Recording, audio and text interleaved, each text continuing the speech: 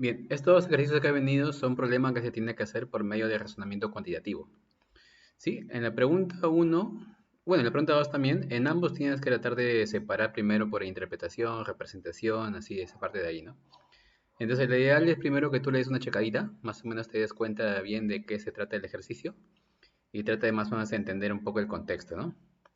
Ya, entonces todo lo que tiene que ver con los datos del ejercicio va en la parte de interpretación, ¿sí? Acá va en la parte de interpretación, o sea, lo que te da el problema, ¿no? Las ecuaciones de la plomada, también que la región que tú vas a hallar tiene que girar en torno al eje Y, cada unidad representa un centímetro. Aparte de los datos, también, o sea, esta parte son los datos, ¿no? También es bien importante que te acuerdes que tienes que poner qué cosa es lo que te pide, ¿no? Acá te dice determinar si el volumen de la plomada varía entre 450 y 650 centímetros cúbicos, ¿no? Eso es lo que te pide el ejercicio. Y aparte de lo que te pide, o sea, esto es lo que te pide, tienes que poner qué método vas a usar o cómo vas a resolver el problema. En este caso hemos puesto que vamos a usar integrales para volúmenes de revolución y específicamente el método del cilindro. O capas cilíndricas también se le llama, ¿no? No sé cómo le llama tu profesor, si cilindro o capas cilíndricas, ¿no? Pero es lo mismo básicamente. Y entonces, acuérdate esa parte, se tiene que poner los datos, lo que te pide y el método que vas a usar para resolver el ejercicio. Esa es la interpretación, ¿no? En la parte de representación es básicamente poner el gráfico, ¿no? Lo bueno que acá el ejercicio ya te da el gráfico, ¿no? Ya te da el gráfico. No tienes que adivinar la gráfica ni la ecuación, nada. Te da las ecuaciones y te da el gráfico. Entonces simplemente graficas lo mismo. Identificas, eso sí, que esta ecuación hace referencia a esta parte curva y esta ecuación hace referencia a esta recta que está acá. Eso sí tienes que identificar, obviamente, porque el problema no te va a decir quién es quién, ¿no? Y bueno, la parte de identificación es sencillo, ¿no? Si no ves acá ninguna raíz, ni un cuadrado, nada, o sea, es básicamente una recta. Y la recta es justamente la que está ahí, ¿no? ¿Sí? Acá como tiene raíz, entonces se sobreentiende que es una parte de una circunferencia, que es la que está ahí.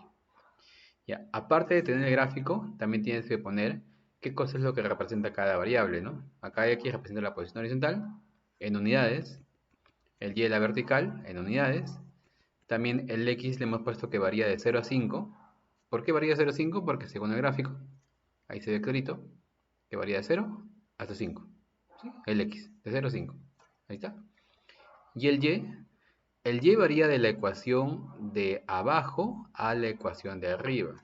¿Sí? Entonces ya habíamos visto que la ecuación de abajo es justamente, o mejor dicho, vemos que la ecuación de abajo es esta parte, esa recta de ahí, que justamente es lo que está acá, es lo que va ahí, y a la ecuación de arriba. Arriba tenemos esta gráfica que está acá, que justamente es la ecuación que tenemos ahí. Bien, acuérdate esa parte. Va de la ecuación de abajo, ¿no? Este es abajo y este es arriba. Algo que también no he puesto acá, pero es importante recalcar, es que esta región es de tipo 1, ¿sí? ¿Cómo sabes tú que es de tipo 1? Hay dos tipos, ¿no? De tipo 2 y de tipo 1, ¿no? De tipo 1 es porque acá uno se puede dar cuenta que el elemento diferencial va a ser así vertical, ¿sí? Va a ser vertical porque es como que la gráfica varía justamente de una ecuación de abajo a una ecuación de arriba. Es vertical. Ese de tipo 1. Si por ahí te hubiera salido horizontal, entonces hubiera sido de tipo 2, ¿sí? Pero es una pregunta clásica esto de acá. O sea, ¿cómo sabes que esto de tipo 1? Es porque el elemento diferencial es paralelo al eje Y. Es paralelo al eje Y porque varía de una ecuación de abajo a una ecuación de arriba. Sí, acuérdate esa parte. Bien, ya está. Entonces, eso también tenemos en la representación. En la parte de cálculo es básicamente poner los datos dentro de la descripción, ¿no? Así se inicia. Ojo, ojo que esta es la forma genérica de hacer. No sé si tu profesor lo hace de forma similar, pero debe ser parecido, o sea, no debe haber gran diferencia. Pero sí se debería adaptar un poco al método que hace el profesor, ¿no? Ya bueno, la descripción se pone simplemente que es la región, que es todos los puntos x, y, que pertenecen a los reales al cuadrado, tal que el x varía de 0 a 5, y ya lo hemos puesto acá, y el y varía justamente de la ecuación de abajo a la ecuación de arriba. Ahí está, ¿no? Que es justamente lo mismo que está acá. Esa es la descripción. Ya. Ahora, como vamos a usar nosotros el método de las capas cilíndricas o método de cilindro, entonces, igual, acordarse que el método del cilindro es justamente un cilindro, ahí está dibujado el cilindro, que tiene básicamente, se puede decir dos variables, ¿no? El radio y la altura. ¿sí? El radio y la altura. La altura, que justamente es esto que está acá, el h, se halla siempre restando, ¿sí? Restando la ecuación de arriba menos la ecuación de abajo, ¿sí? Eso es un poquito mecánico, pero tienes que acordarte, ¿no? La altura se halla restando la ecuación de arriba menos la ecuación de abajo. Restando la de arriba menos la de abajo. Ahí está. ¿Bien? El radio en capas cilíndricas es X, porque está girando en torno al eje Y, ¿sí? O sea, acá te dice que gira en torno al eje Y, o sea, gira en torno a este eje que está al eje Y.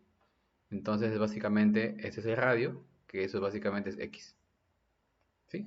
Ese es X. El radio es X cuando tira el eje Y. O sea, acuérdate esa parte. Si en caso no lo tienes muy claro porque es algo teórico, acuérdate que siempre que el gráfico gire en torno al eje Y, el radio es X, ¿sí? Y el contrario también se cumple. Si gira en torno al eje X, el radio es Y. O sea, eso también se cumple. Ahí está. Ya. Entonces ya tenemos la altura, ya tenemos el radio. Y el volumen, que es justamente lo que nos pide, es esta fórmula que está acá. Esa es la fórmula del volumen. 2pi multiplicado por la integral de a a b de x por la altura diferencial de x. ¿Sí? Entonces acá simplemente el a y el b que está acá es justamente la variación de x, ¿no? El x varía de 0,5. Por eso voy a poner de 0,5. El 2pi está acá. El x está acá. Y la altura justamente ya hemos reemplazado. Todo esto que está acá. ¿Bien? Sí, solamente reemplazar, ¿no? Espero que se vea. Está claro esto de acá, creo. Solamente reemplazas y al final calcula ahora y te sale que el volumen es 785,4 unidades cúbicas. ¿Bien? Y está. Pero el problema a ti te dice, ¿no? Determinar si el volumen de la plomada varía entre 450 y 650 centímetros cúbicos.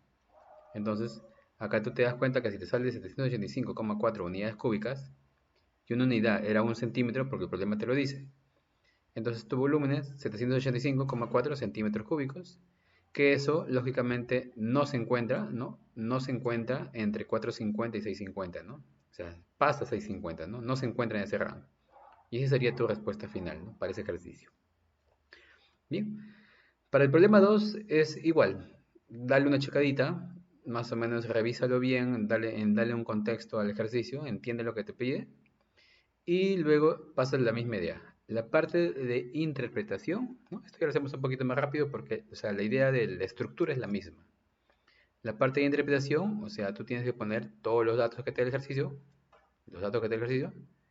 tienes que poner qué es lo que te pide y tienes que poner el método que vas a usar para hallar el ejercicio. ¿Sí? Son básicamente esas tres partes en la interpretación.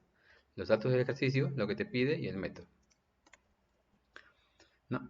En la parte de representación es poner el gráfico. El gráfico es básicamente lo mismo que te da el problema. Y luego pones el XY, o sea, mejor dicho, pones el XY y qué es lo que representa, ¿no? En el caso del X, según el gráfico, representa el ancho y el largo de la base, ¿no? Porque la base es una base cuadrada, y está una base. Y el Y representa la altura del contenedor, ¿no? La altura del depósito. Ahí está. Las restricciones son que ambas variables son positivas, son mayores a 0, se lo pone ahí. Y las fórmulas que vamos a usar en este caso es justamente el área y el volumen. Ahora, ¿por qué área y volumen? Porque el problema por acá te dice, ¿no? Bueno, se sobreentiende que ya lo has leído y te dice por ahí, aprovechando el piso y las paredes dispondrá de 4.800 centímetros cuadrados. Si te dice centímetros cuadrados, entonces esta unidad, centímetros cuadrados, es una unidad de área. Y más abajo por ahí te dice, una máxima capacidad es mayor a 60.000 centímetros cúbicos. Esa unidad de centímetros cúbicos es una unidad de volumen. Por eso es que a ti te debe sonar que debes usar área y volumen, ¿no? Área porque es centímetros cuadrados y volumen porque es centímetros cúbicos. Bien, y ahora la fórmula del área que vamos a usar es otra cosa que también ya debes tener claro porque lo has leído, es que tú vas a usar el material solamente para poder construir esta tapa y estas dos caras. Eso de ahí, o sea, tres caras en total, ¿no? O sea, dos paredes y una tapa, ¿no?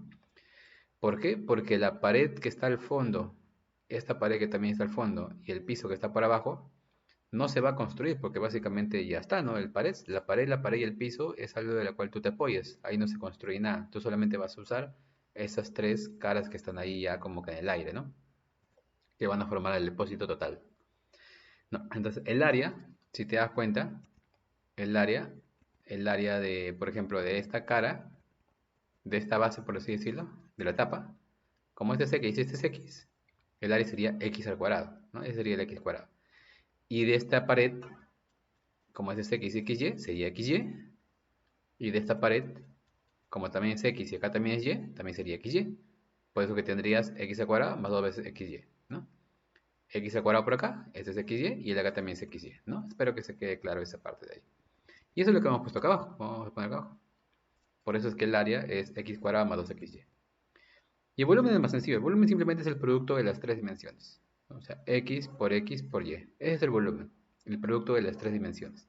Y x por y es x al cuadrado por y. Ahí está. Bien. Ya. Ahora, ¿cómo se resuelve esto? Justamente por el método de optimización. Y el método de optimización primero tenemos que despejar una variable. El problema nos dice que el área es de 4.800 centímetros cuadrados. Entonces justamente esa área vamos a igualarlo a 4.800. Acá despejamos y, o sea, esto ya nuevamente es algo mecánico, así se hace normalmente, despejamos y, x cuadrado pasa a la derecha restando y los x pasa a dividir. Ahí está.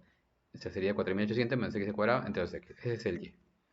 Ahora, ese y lo tienes que reemplazar en lo que tú quieres maximizar.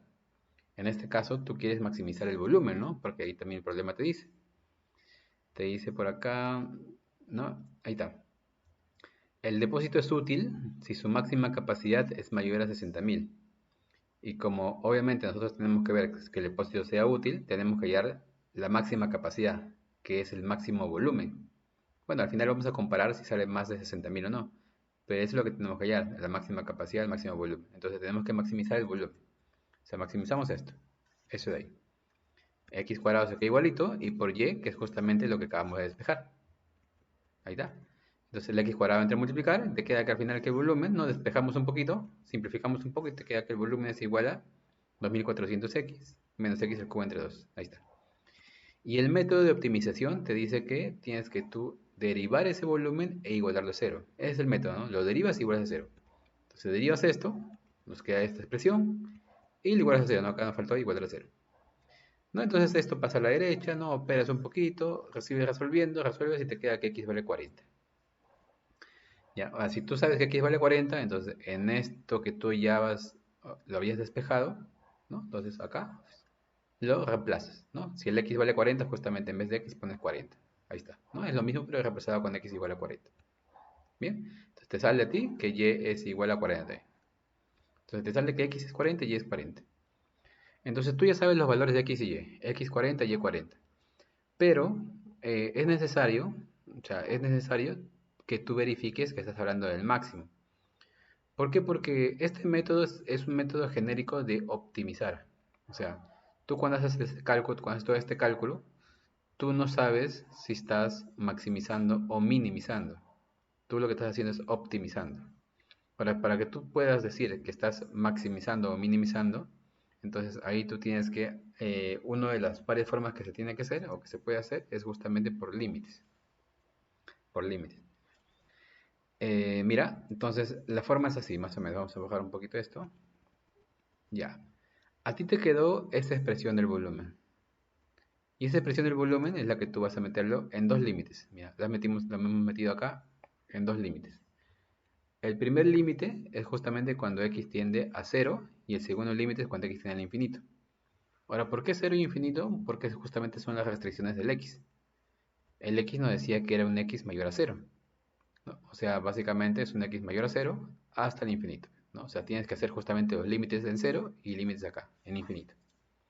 Es como que la izquierda y la derecha, ¿no? Por eso que se pone límite con 0 y límite con infinito. Ya, entonces, acá lógicamente nos damos cuenta que si tú reemplazas acá x0, 0, nos queda al final, todo se te va y te queda 0. Y si es con infinito, reemplazas acá infinito, infinito, ¿no? Entonces, acá es infinito, pero acá es infinito al cubo. O sea, por decirlo así, es un infinito mucho mayor, es mucho más grande. Por eso es que al final un infinito chiquito menos un infinito grande, grande, nos queda menos infinito. Este es más conceptual, mejor dicho, porque al final los infinitos no se pueden restar. O sea, no se puede restar de todas maneras. Pero es como que más conceptual para poder la respuesta. Es como un infinito menos un infinito al cubo, ¿no? Te queda menos infinito. ¿No? Porque el infinito al cubo es lógicamente mucho más grande. Ya. Una vez que tú planteas estos límites, entonces tienes que plantear también lo que te resulta cuando hayas el volumen, o sea, es lo mismo, pero cuando x vale 40, porque tú has llegado cuando x vale 40. O sea, básicamente reemplazar esto, pero con x igual a 40, ¿no? En vez de x, pones 40. Ahí está. Y te sale 64.000. Entonces, ahí es donde tú tienes que preguntarte. ¿Te salió 0? ¿Te salió menos infinito? Y te salió 64.000. Entonces, ¿cuál de ellos es el máximo? ¿No? Porque tú quieres maximizar para ver si tiene sentido o no tiene sentido. Entonces, entre 0 menos infinito y 64.000, justamente el valor máximo es 64.000, ¿no? Ese es el valor máximo. Por eso que tú ahí vas a plantear que 64.000 es el máximo. ¿Sí? Entonces, eso es lo que tú hayas, es el máximo. O sea, acuérdate, esta parte de acá es solamente para poder decir que es máximo. Nada más, para poder verificar que es máximo. Porque tú ya hallaste que x es 40 y es 40, o sea, ya lo tienes, ya lo hallaste. Y el volumen es 64.000. Ya. Entonces, en análisis de argumentación, lo único que pones es la respuesta final, porque el problema, acuérdate, el problema te decía, ¿no? Que decía que para que sea útil, su máxima capacidad es mayor a 60.000, ¿no? Entonces, como a nosotros nos salió 64.000, ¿no? La máxima capacidad es 64.000, entonces sí es mayor a 60.000. Entonces, como sí es mayor a 60.000, entonces el depósito sí será útil, ¿no? Sí será útil, ¿no? Pues ahí quedaría el ejercicio.